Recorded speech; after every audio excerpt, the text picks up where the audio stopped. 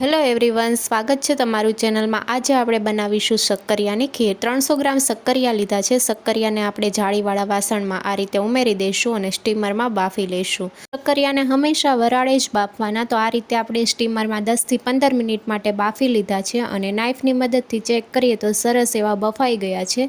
શક્કરિયાને એક પ્લેટમાં કાઢી લઈશું। ઠંડા થઈ જાય પછી આ રીતે છાલ અલગ કરી લઈશું।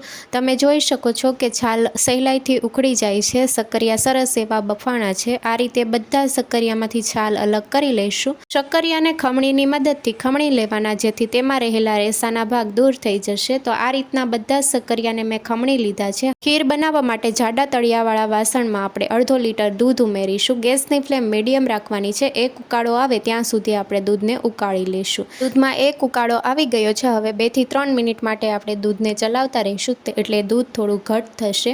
અને હવે આપણે શક્કરિયાનો જે છૂંદો કરીને રાખ્યો છે તે ઉમેરીને મિક્સ કરી લઈશું।